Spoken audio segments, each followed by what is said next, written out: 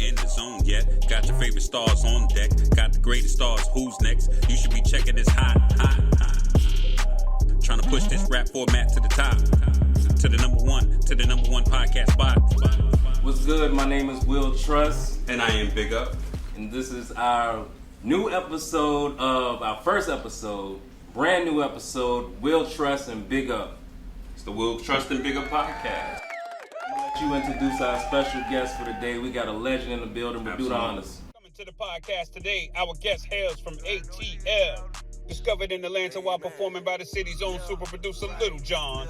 He teamed up with Trillville on his first album to release hard-hitting, crunk-filled, certified gold street anthems. He's worked with everyone from 50 Cent to Gucci Mane and producers like Mr. Kali Park to DJ Khaled, as well as our very own podcast co-host, Will Trust. Bring it on back, you in love with the bread. Bring it on back, you in love with the bread. Bring it on back, you in love with the bread. From his first album released in 2004 to a successful reoccurring role on Love and Hip Hop Atlanta, spanning from 2012 to present, he continues to perform in clubs and concert venues across the country while growing his TCE apparel company. Please put your hands together for Mr. Bred to Die, Born to Live, Mr. Merlot, the Prince of Crunk, Lil Scrappy.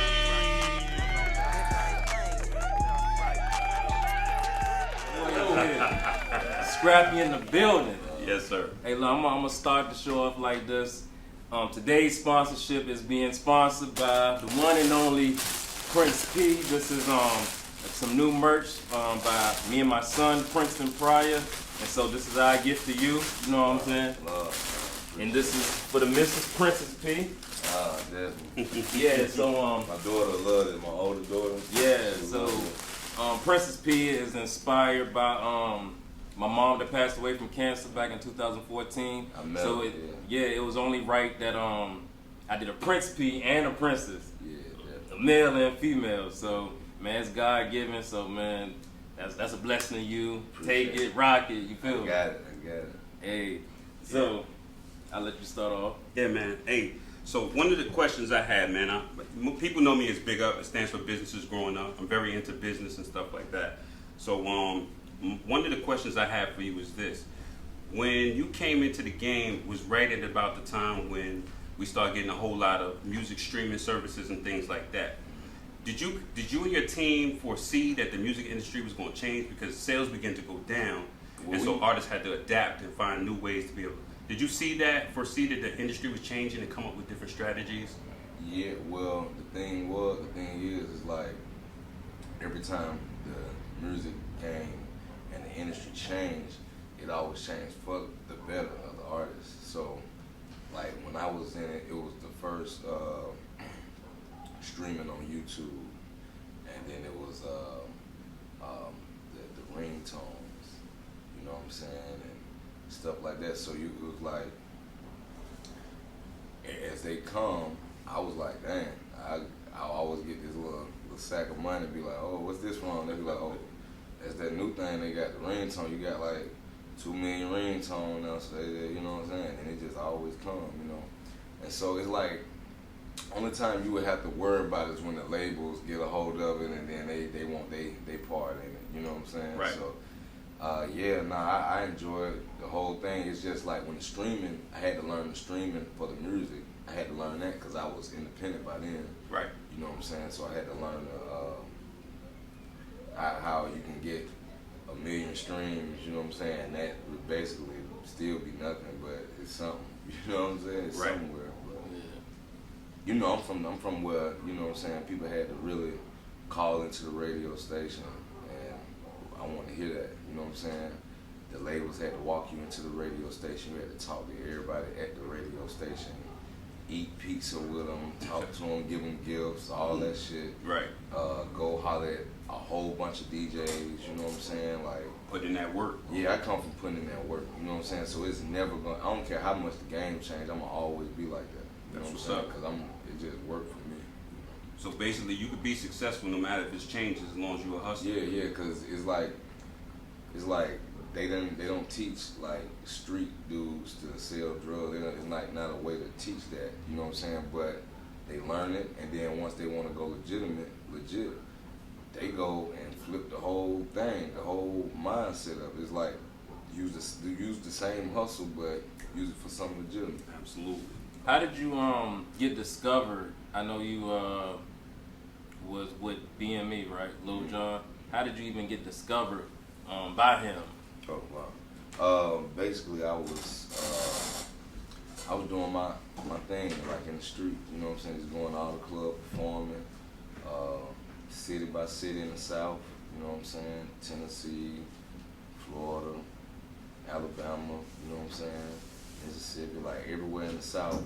I was just tearing that bitch up, and then I connected with Trillville, cause they started, we all knew each other, and I was like, dang, y'all rapping? Cause they was like, yeah, we rapping. So they had a song that I like, Never Ever, you know what I'm saying? And I had head busting, we was just going around the circuit, just knocking them bitches down, and then they ended up signing the contract, and then they were like, bro, you need to come on, that man's our shit, you know? Oh, okay. And, the little homie Stay Fresh, he hooked all of it up, and then we ended up going over there. I signed with him, and that was it. Like,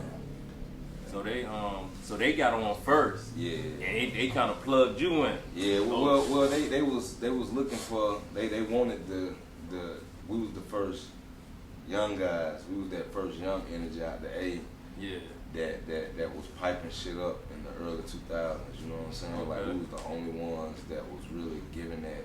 We weren't the only ones, but we was the next ones, you know what I'm saying? That everybody was talking about. Yeah, the next wave.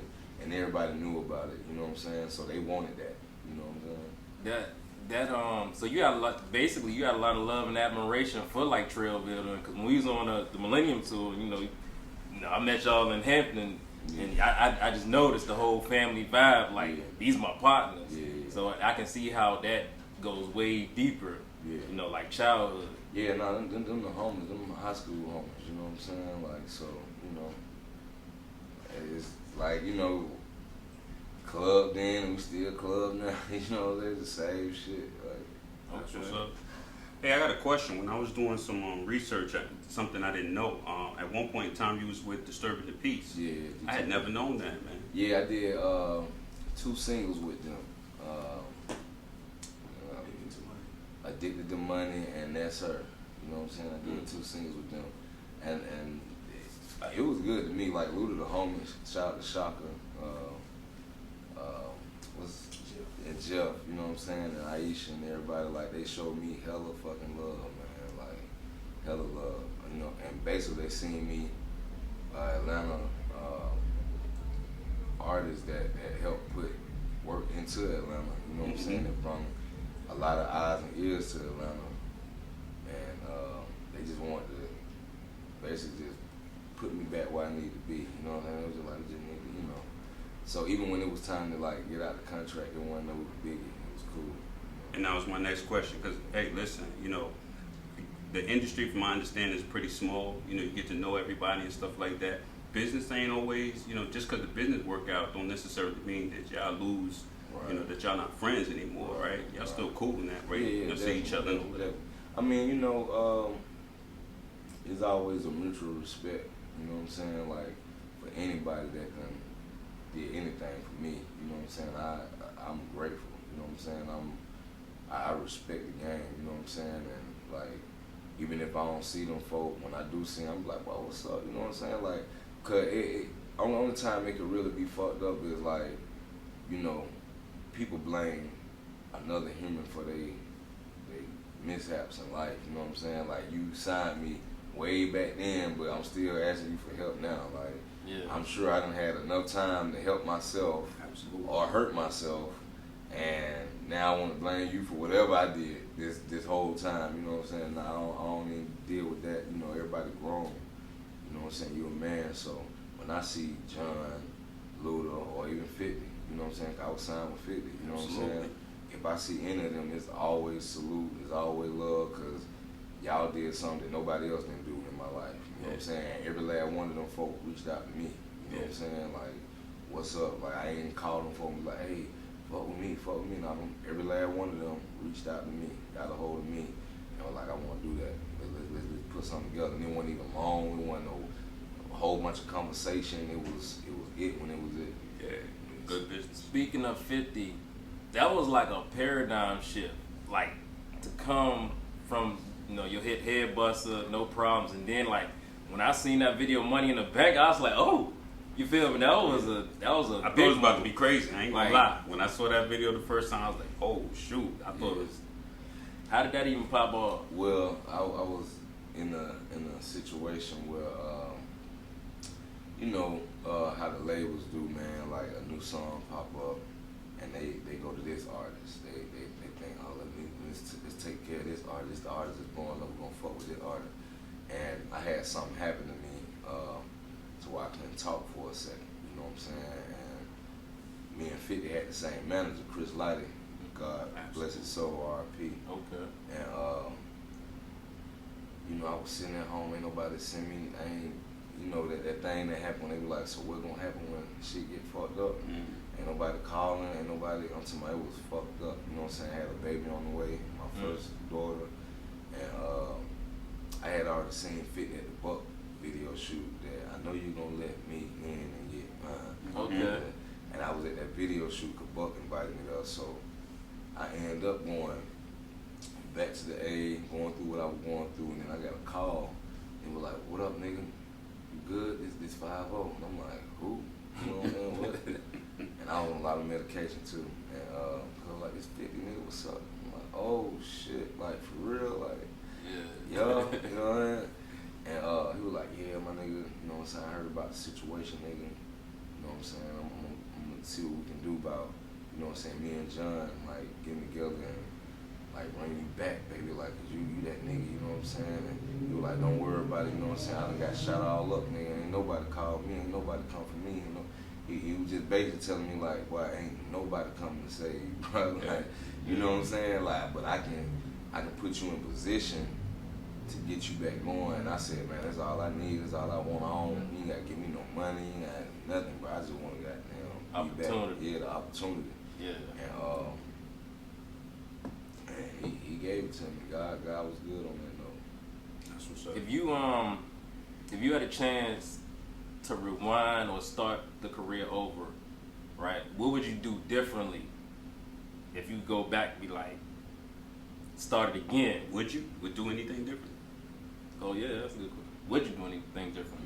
I do a lot different. Give me some examples, like The way I took care of my money, the way I took care of myself, I would have did it different because it was all about helping everybody else. You know what I'm saying? Like I want to see everybody win before I even see myself win. You know what I'm saying? Like there was a lot of spending before I had it type shit. You know what I'm saying? So I would do that, and I would pick who was around me wisely.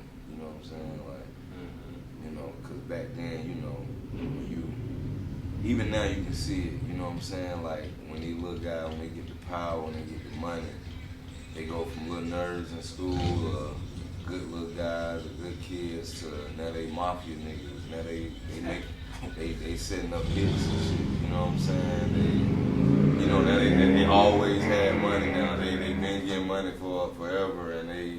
You know, they big dons and bosses and shit, and you like, take all that away, and that's who you really are. You know what I'm saying? Like, take all that shit away, that's who you are. You know what I'm saying? So, I be going off that little note, man. You know what I'm saying? Ever since I came out, I was going off that little note right there. Like, shit, I'm gonna act the same, cause shit, if something happened, goddamn, folk got still look at a nigga. You know what I'm saying? People got still.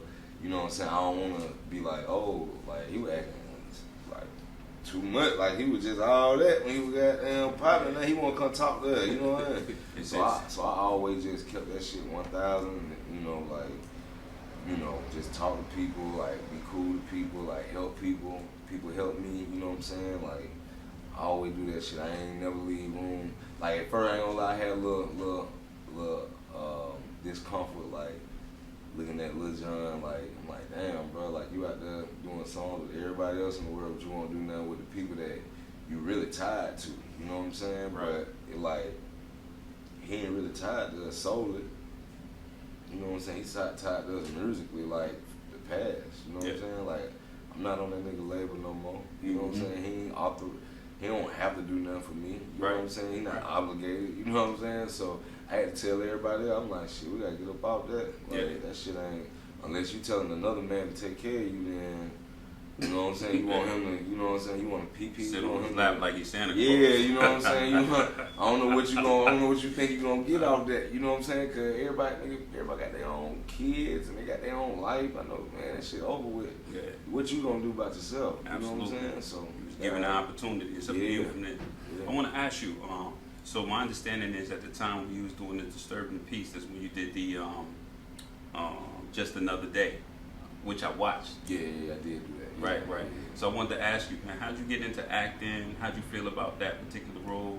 And can we expect either some more roles coming from you in the future? We already know about Love and Hip Hop, but big screen roles in the movie. And do you have any writing aspects as far as?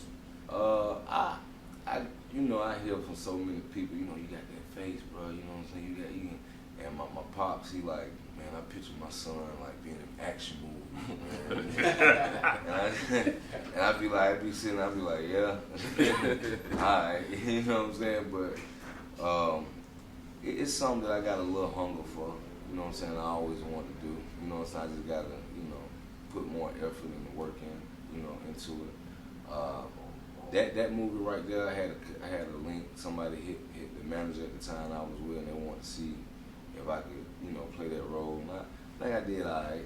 You know Yeah, you what I'm did saying? good. It was cool, and But it looked like it was just you, like authentic you, though. you know, but I want to be more than that. Like I don't even want a motherfucker to even remember that it was me. You know, so I want to be like, dang, know that was Scrap doing that, because I done had that moment like where I'm looking at. I done watched this movie like at least 1,000,000 times, and then one day, you know, this brain fart come in, and then you see the people like, "Cuz I've been watching Cuz, man. That was Cuz," and you didn't even put it together, because Cuz was just so good at doing that role. You know what I'm saying? I want to be that. I like when people bring me movies and shit now, I be like, bro, I'm not playing a rapper, I'm not playing myself, I'm not doing none of that. I'm gonna act. If I do anything, I'm gonna act. You know what I'm saying? It's really gonna be acting. That's what's up. So I'm gonna transition here. Like I noticed, you know, I be following you on Instagram, seeing your stories, motivational speaking, and some of the times you be with your kids. You all about the kids, and a lot of times you be up early taking them to school. So like my question is, how do you manage being a father, being a husband, daddy duties, and being on the road, right? Shit, you just gotta handle each one of those situations accordingly. You know what I'm saying? You gotta prioritize it. You know what I'm saying? Of course, we know the babies come first. You know what I'm saying?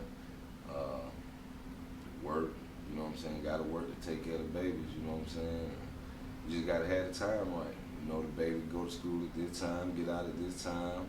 You know what you gotta do in the meantime. You know what I'm saying? Get with it. You know what I'm saying? Like, for real, just get with it. It's like, you gotta handle your business. I used to do a lot of shit like late, but that shit just don't work. You know, ain't enough time in the day. You know what I'm saying? So it's like I gotta attack it early and be done early. You know what I'm saying? And actually get it done. You know. Okay. Let me ask you this, man. A lot of people, it's come more to the light for the public. 360 deals, right? Don't know if you want to speak on that or not, but like, what do you think about the 360 deals? That's something that you think is a beneficial thing? Could be beneficial, but how do you feel about those deals? It's like an NBA contract. You know what I'm saying? That's all it is. It's an NBA contract. They giving you money for your likeness. You know what I'm saying? To use and abuse it however they want. Yeah, you know what I'm saying? Like, when the NBA pay you, they paying you for your whole likeness. They like, shoot, here go 360 M's or whatever, because we want to be able to put this name on the jersey. We gonna get paid off the jersey. These folks ain't get paid because, you know, when them people buy them jerseys, the NBA getting paid. Yeah. You know what I'm saying? Oh, we already done paid you. We gave you how many meals we gave him? Yeah, that was for that. You know, and it's the same thing in music. It's like, oh no, we got the merch. The merch is ours. Like, I don't give a fuck if you make it. Nigga, that shit is half ours. You know what I'm saying? The shows, that's half hours. You know what I'm saying? It's basically them them finding a way to get some money out of the ordeal, because like you said, there's so many streaming platforms, so many platforms that an artist really could make money off of by themselves. Mm-hmm. Why do people get signed to a label now? I don't even have a clue. You feel me? Because if people knew how to do it, independent would be mainstream. Absolutely. You know what I'm saying? That's what I would have thought. Independent is really mainstream, because we listen to all independent artists. Nobody's listening to these artists on the major labels no more. Like, I mean, we got the big ones, Mm-hmm. but it's a whole bunch of people on that label. Mm-hmm. You know what I'm saying? There's a whole bunch of people on that label that you don't even hear. Mm-hmm. You know what I'm saying? They got dreams and shit like that. And, you know, I call them labels, man, dream killers, man. You know what I'm saying? They are real dream killers. But if you're going to go get on the label and these folk give you all this money, then you need to be using that money to keep yourself relevant, come up with different ideas. Don't be mad at them. Be like, shit, well, I'm going to get with y'all then, and shit, we're going to figure this shit out. Like, we're going to figure out how we going to monopolize off each other, you know, with this, because Jay-Z do it. Mm-hmm. Niggas ain't just finna goddamn, I don't give a fuck what company it is. Every company these days have some kind of 360 deal. Every company. It's just a way so the company can thrive and continue to get money in the new era that's going on. Right. You know what I'm saying? So it's like I heard Jay-Z say, hell yeah, like every company that he got to deal with, he have them do the advertising for the rap and everything he got going on. Y'all put the money into that. I got the album coming out. Y'all put the money, so now when you go to New York, you'll see his album all over everywhere in New York, or all over everywhere in LA, and in all the big cities, because shit, they already done paid him. Now they need to get their money back. They need to make sure his shit blow up, because they're attached to it. That too. Absolutely. Yeah, they're attached to it. They're not just giving Jay-Z $7 billion. Just, oh, we want to give you $7 billion. You're Jay-Z. I like the way you rap. You're doing good the whole time. We're moved by it, you know. Yeah, we're moved by it, but we want to make money off your black ass. You know what I'm saying? We already gave you out your money. And before you jump in, while you mentioning that, I was just wondering what sort of businesses, because I'm sure you've been around for a while, bro. You've been thriving. You've been doing good, and that's great to see that. Well, what are some of your other businesses? It's been a journey. You know what I'm saying? It's been a journey. Do you have other businesses and things like that you want to talk about? You got any clothing companies, anything like that you want to tell us? Let the fans be able to log on to your site. I got the TCE clothing, you know what I'm saying? That's the merch. I got other merch. I got wrestling. I just started in the wrestling business, you know what I'm saying? Oh, shoot, okay. Like I said, I'm going to do the boxing shit too, the acting. I'm doing everything before I leave about this motherfucker. Before people, like, see me again, like, I mean, before they don't see me again on TV or anywhere else in a relevant site, I'm been and did everything. You know what I'm saying? People ain't got to worry about that. I've been and did everything. You know what I'm saying? Cryptocurrency? Everything. You know what I'm saying? I'm gonna do everything, because it's like it's all kind of avenues. You know Absolutely. what I'm saying? Like, NFTs. you know what I mean, I'm you saying? see Snoop big. Snoop and But Eminem. the thing is, it's like finding the right situation that fits you. It ain't about, oh, let me see if I can get the most money out of this. No, it's to see if you can get the most out of the situation. You know what I'm saying? Because the money gonna come if the situation right. Absolutely. You know what I'm saying? So it's like, shit, that situation right, man. I'm gonna hang on it. You know what I'm saying? I ain't leaving no money on the table. You know? Absolutely. Couple more questions. I won't be long-winded, but I noticed a lot when you working out. You be giving your motivational speeches, which is a wonderful thing. You know, I be inspired sometimes by, like, when you talking about God and you know the empowerment, uplifting, you know, of yourself. What inspired your spirituality? My dad. My dad is a preacher. You know, for those that don't know, he's a preacher. And I grew up with my mom too as well. So it's like, you know, she a street lady. You know what I'm saying? We grew up in the hood, street, dope deals, pimping, hoes, all that shit. So you basically just, my dad introduced me to God. Like, hey, you know, it's a higher power out here. I know you know, woo, teach me that. And then on this side, when I'm with my mom, this shit really happening. You know what I'm saying? Like, the streets is happening, they moving. You know what I'm saying? And fucked up shit happening. You know what I'm saying? And you gotta believe that something else that you can't see is like taking care of you, even though, you know, God, all our God. You know what I'm saying? And you seeing other people die and stuff happen to people, you like, damn, with God, you know what I'm saying, what's going on? But it's that faith, you know what I'm saying? I don't know no other way I'd be driven in life without being faith driven. You know what I'm saying? Because other than that, I don't know, because I don't know a human that got that kind of power that can bring somebody back to life or bring somebody back out of holes, depression holes and stuff like that. I done been in real deep depression holes in my life and feel like I'm in a rabbit hole and can't get out, you know what I'm saying? And not one human came and put their hand in there and drug me out. I had to get through that just with that faith I had in God, you know what I'm saying? And I really did that. And I mean, a human could put their hand in there, but they you know, they got their own shit they dealing with. They can probably pull you halfway up. You won't have to still find a way to get out the rest of that shit. You know what I'm saying? So it like only God did that. So that's why I'm just motivated. Like I done been near death. You know what I'm saying? And like I say, ain't not one human was right there to help me. You know what I'm saying? It's like really like God be right there. He intervenes. Yeah. For me, you know what I'm saying? I don't know how it worked for everybody else, but for me, I mean, I done prayed and it happened right in the next 5 minutes. That shit happened for me. You know what I'm saying? So I leave all that to the one I prayed to. And that's crazy because my dad, he was a bishop, he was a preacher as well. My mom was in the church, and you know, he passed away as well in the same year as my mom.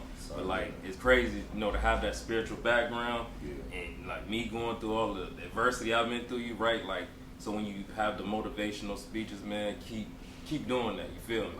Keep doing that because it definitely inspired me. So if it inspired me to be like, they only move. I only do them when God move my spirit to do it. Like I don't do that every day. You know what I'm saying? I just do it when He tell me, when He move me to do it. Like I be quiet for real. You know what I'm saying? Because you don't want to speak too soon. You know what I'm saying? You don't want to speak out of turn, out of line, out of order. Because then once you do that, the message it get fuzzy, like it's hard to hear, hard to see, you know what I'm saying? So I do it when the Spirit tell me to do it. You know? Okay. I appreciate hearing that from, you know, somebody we know you got a street background. You told everybody. But all them niggas do. All them niggas, like these niggas ain't making it out of these bad drug deals and shit without a God, man. Like these niggas be praying too. You know what I'm saying? I'm talking about even when I was in the street moving and doing, like I was praying.